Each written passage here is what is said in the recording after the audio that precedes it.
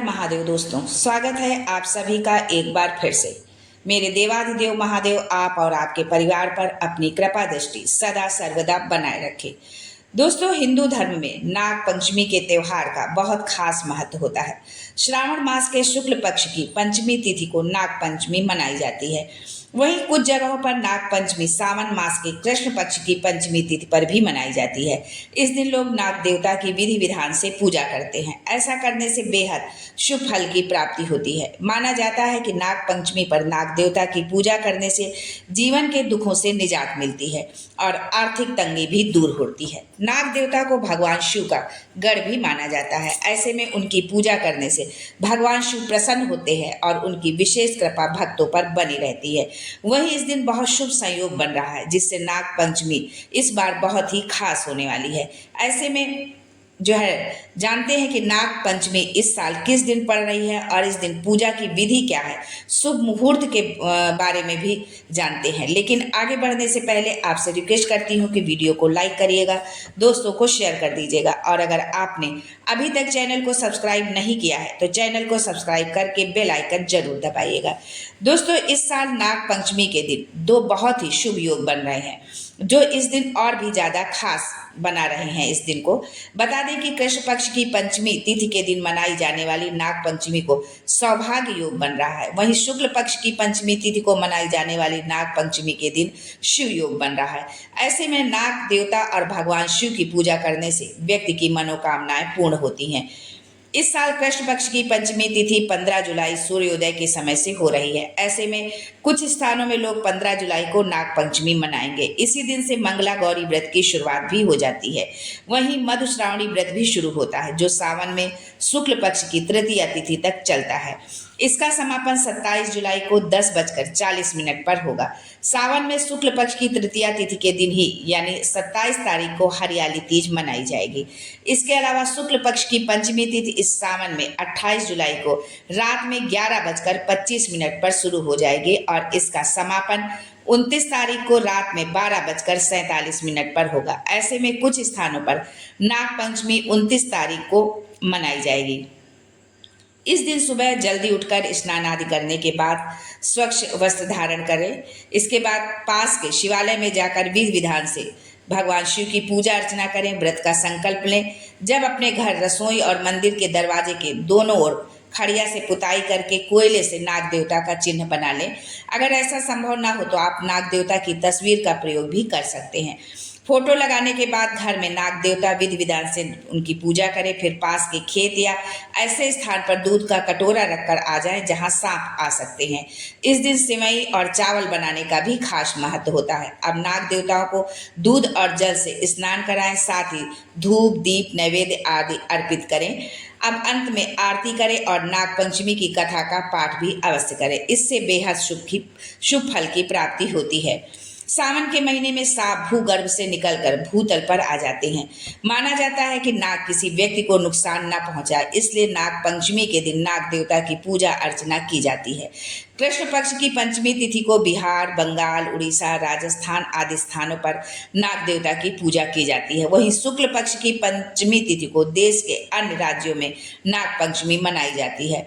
शास्त्रों और पुराणों के अनुसार नाग देवता स्वयं पंचमी तिथि के स्वामी हैं।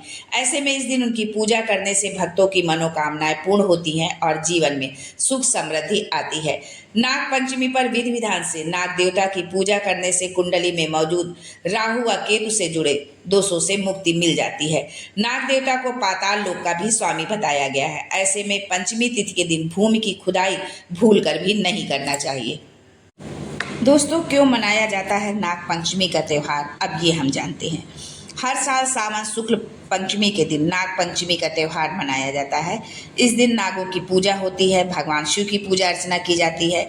नाग पंचमी के दिन नाग देवता की पूजा से सभी मनोकामनाएं पूरी होती हैं और कुंडली में काल सर्प दोष दूर होते हैं। साथ ही सर्पों के कारण होने वाले अनिष्ट का भय भी समाप्त होता है। लेकिन क्या आप जानते हैं कि कैसे शुरू हुई नाग पंचमी मनाने की परंपरा? तो आइए जानते हैं इसके पीछे की कथा क्यों है, क्यों मनाते हैं नाग पंचमी। एक कथा के अनुसार नागों को सागर मंथन के समय जन्मेजय के यज्ञ के दौरान सभी नाग जलकर नष्ट हो जाएंगे। कालांतर में जब अर्जुन के पौत्र राजा परीक्षित के पुत्र जन्मेजय को पता चला कि उनके पिता की मृत्यु का कारण सर्पदंश था, तो उन्होंने नागों से बदला लेने की सोची और सर्पसत्र नाम के एक यज्ञ का आयोजन किया। इस दौरान नागों की रक्षा के लिए यज्ञ को ऋषि आस्तिक ने श्रावण मास की शुक्ल पक्ष की पंचमी तिथि के दिन रोक दिया और आग के ताप से तक्षक को बचाने के लिए ऋषि ने उन पर कच्चा दूध डाल दिया। इस कारण तक्षक नाग बच गए। नाग तक्षक के बचने से नागों का वंश बच गया। मान्यता है कि तभी से नाग पंचमी मनाई जाने लगी और इस दिन नाग देवता को दूध चढ़ाने की परंपरा शुरू हुई। एक अन्य कथा के अनुसार समुद्र मंथन के समय वासुकी नाग को रस्सी बनाया गया था। जहां देवताओं ने वासुकी नाग की पूंछ पकड़ी थी, वही दानवों ने उनका मुंह पकड़ा था। मंथन में पहले विष निकला, जिसे भगवान शिव ने कंठ में धारण किया और समस्त लोगों की रक्षा की। इसके बाद निकले अमृत को देवताओं को दिया गया। ये घटना सावन शुक्ल पंचमी तिथि को हुई थी। इसमें नागों के योगदान को याद करने के लिए नाग पंचमी पर्व के रूप में मनाया जाने लगा।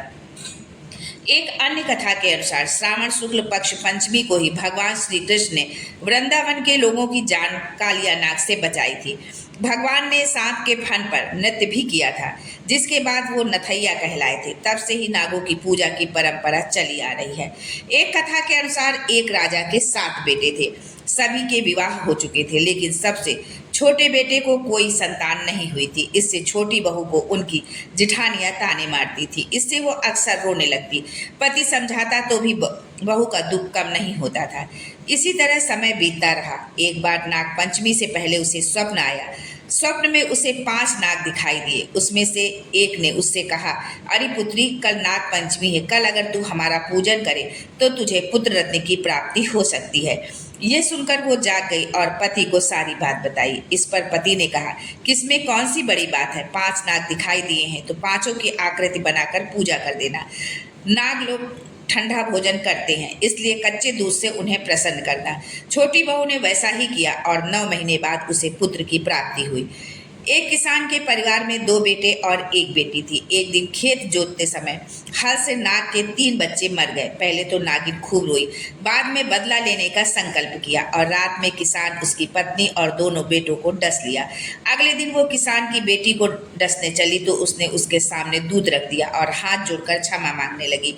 इससे प्रसन्न होकर नागिन ने किसान परिवार के सभी सदस्यों को जीवित कर दिया। इस दिन सावन शुक्ल पंचमी तिथि थी। तब से नागों के कोप से बचने के लिए नाग पंचमी पर नागों की पूजा की जाती है। धार्मिक ग्रंथों के अनुसार नाग पंचमी के दिन अनंत, वासुकी, पद्म, महापद्म, तक्षक, कुलीर, करकट, शंख, कालिया और पिंगल आदि नागों का ध्यान किया जाता है और इस दिन घर के दरवाजे पर सांप की 8 आकृतियां बनाई जाती हैं और हल्दी, रोली, अक्षत और पुष्प चढ़ाकर सर्प देवता की पूजा की जाती है। इस दिन कच्चे दूध में घी और शक्कर मिलाकर नाग देव का स्मरण कर उन्हें अर्पित करना चाहिए। इससे नाग देवता का आशीर्वाद मिलता है, साथ ही भगवान शिव का भी आशीर्वाद मिलता है। तो इस तरह से नाग पंचमी त्यौहार की शुरुआत हुई, नाग पंचमी मनाई जाने लगी। आज के लिए बस इतना ही। फिर मिलते हैं कुछ नया, कुछ अलग, कुछ अद्भुत लेकर। तब तक के लिए हर हर Mahadev and thanks for watching my video.